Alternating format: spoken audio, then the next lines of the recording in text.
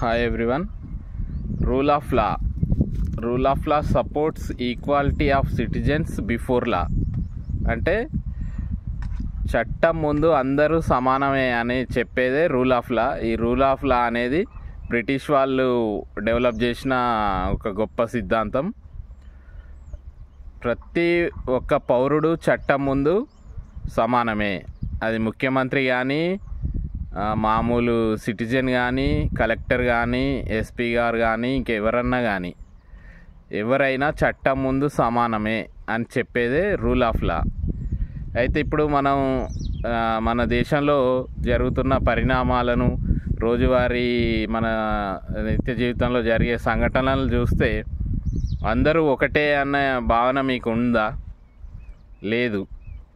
Collector guarantee ఆయన ఏదో అతీత శక్తిలాగా, ఎమ్మెల్యే గారంటే ఆయన బ్రహ్మ స్వరూపంలాగా, ముఖ్యమంత్రి గారంటే ఇక బ్రహ్మాండమైన శక్తిలాగా, ఇలాంటి భావన ప్రజల లోపల, నరాల లోపల నాటుకొని పోయింది. కానీ రూల్ ఆఫ్ లా ప్రకారం రాజు అయినా, బంటు అయినా, ప్రజలైనా ఎవరైనా ఒకటే. వాళ్ళు ఈ వివిధ అధికారులు కానీ, రాజకీయ నేతలు కానీ ఎవరైనా వాళ్ళు ఎందుకు అక్కడ they are doing just administrative actions in the public edge. వాళ్ళు ప్రజల పక్షాన పనులు చేయడానికి మాత్రమే అక్కడ నియమించబడ్డరు.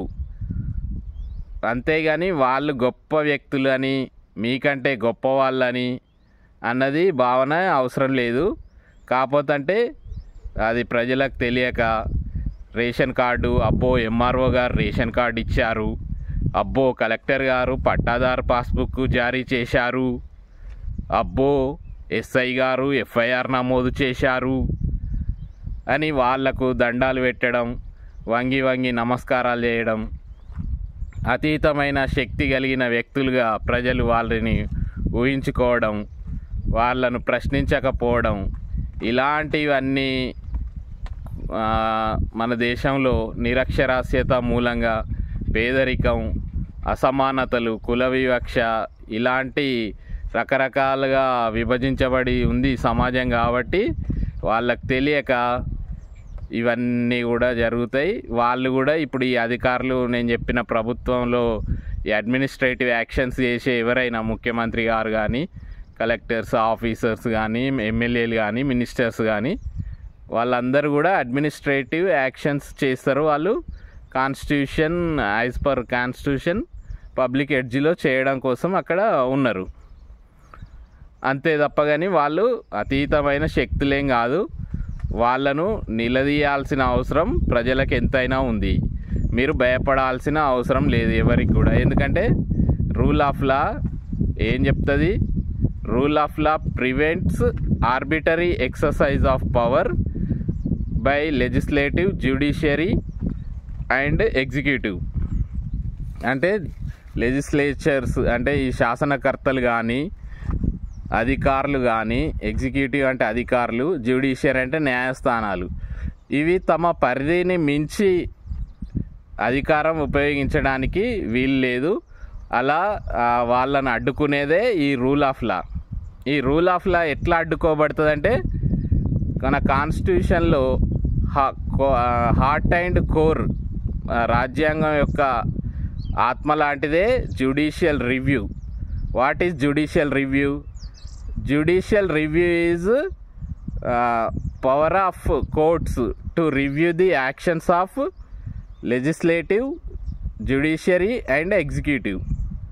హైకోర్టుకు, సుప్రీంకోర్టుకు జ్యుడిషియల్ రివ్యూ అనే పవర్ ఉంది.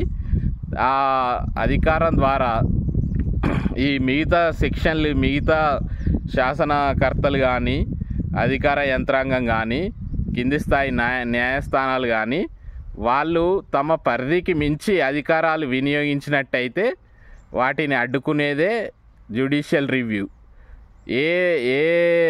ఏ వ్యవస్థలో కానీ, న్యాయ వ్యవస్థ కానీ, శాసన వ్యవస్థ కానీ, బ్యూరోక్రసీ కానీ సరైన పనులు మీకు చేయడం లేదు అని మీరు భావించుకున్నట్లయితే వారు అధికార పరిధికి మించి వాళ్ళు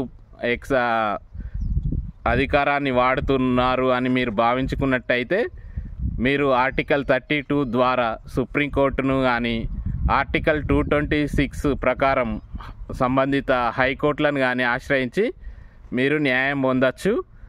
ఇది తెలియజేసేదే మనకు జ్యుడిషియల్ రివ్యూ.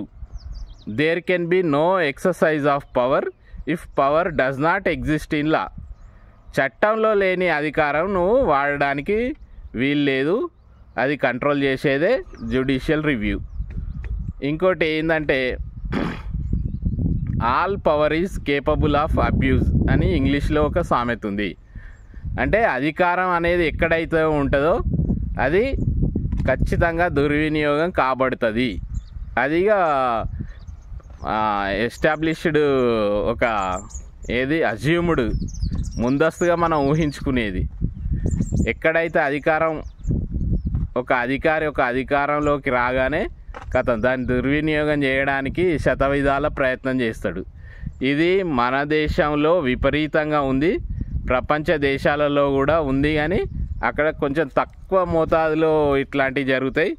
ఇక మన దేశంలో అధికార దుర్వినియోగం మీకు తెలిసిందే, అడుగునా కూడా అధికార దుర్వినియోగం ఉంటుంది,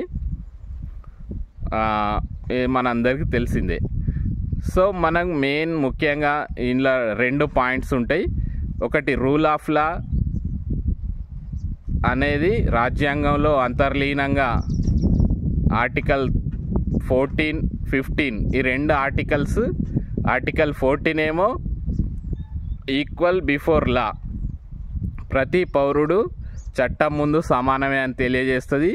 అందులో అంతర్లీనంగా ఉన్నదే రూల్ ఆఫ్ లా.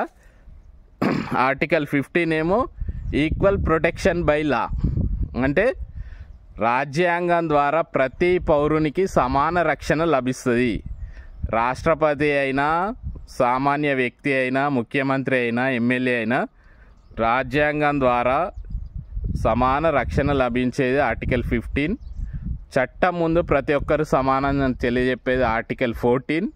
ఈ ఆర్టికల్ 14, 15 కానీ ఇంకా ఎలాంటి హక్కులు కానీ పనులు కానీ మీకు అయితలేవు, మాకు ఎవరు లేరు, మాకు పైరవీకారులు కానీ ఇట్లాంటి ఏం లేదు, మాకు శక్తి దండ ఏం లేదని మీరు భావించుకున్నట్లయితే ఆర్టికల్ 13 ద్వారా హైకోర్టులకు, సుప్రీంకోర్టులకు జ్యుడిషియల్ రివ్యూ పవర్ ఉంది. ఆ పవర్ ద్వారా మీరు హైకోర్టులను కానీ సుప్రీంకోర్టును కానీ నేరుగా ఆశ్రయించి తగిన రిలీఫ్ పొందొచ్చు. ఇది రూల్ ఆఫ్ లా గురించి ఖచ్చితంగా ప్రతి ఒక్కరు తెలుసుకోవాలి. తెలుసుకుంటేనే మీరు ప్రశ్నించడానికి వీలవుతుంది. లేని పక్షంలో మీరు వెళ్ళి దండాలు పెట్టడం, కాళ్ళు మొక్కడం వరకే పరిమితం అవుతారు. మీరు ఎప్పుడు ప్రశ్నించగలుగుతారు అని అంటే మీకు తెలిసినప్పుడే. నీకు చట్టం ద్వారా ఇవ్వబడిన అధికారం మాత్రమే ఉన్నది, చట్టానికి మించిన అధికారం వాడడానికి వీలు లేదు అని నీకు ఎప్పుడైతే తెలుస్తుందో అప్పుడు నువ్వు ఏ అధికారిని కానీ ప్రజాప్రతినిధులైనా కానీ ప్రశ్నించడానికి అవకాశం ఉంటుంది. సో అది మీకు తెలియజేయడం కోసం నేను ఈ వీడియో చేస్తున్నా. మీరు ప్రజలు తెలుసుకొని చైతన్యవంతం కావాలని కోరుకుంటూ థ్యాంక్ యూ ఎవ్రీవన్.